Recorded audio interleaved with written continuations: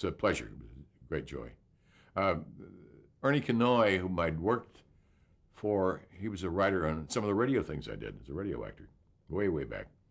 And he wrote the screenplay based on the Gore Vidal book, which really hadn't had a lot of popularity. The movie came out and the book took off like a big bird. It was just incredible.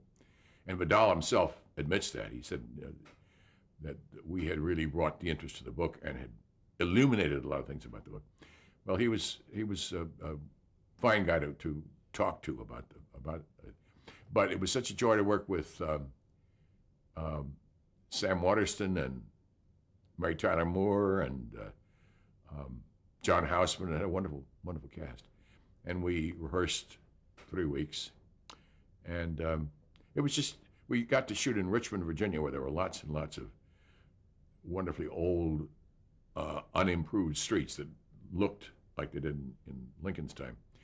And the Valentine Museum in Richmond has an exact replica, actually designed by Thomas Jefferson, of the Lincoln Suite of the White House as the second floor of the Valentine Museum. And we did the family rooms and the Oval Office and the whole thing, as it was in Lincoln's time. So that was the great advantage. That's why we went to Richmond. And so it was immense fun to do that movie. I had a group of what are they called, reenactors who make a business of reenacting battles of the Civil War, I guess all the way to the Revolutionary War. And my golly, they were sticklers. They knew they would sew their own tents. They would make their own uniforms. They were that, really passionate about doing things right.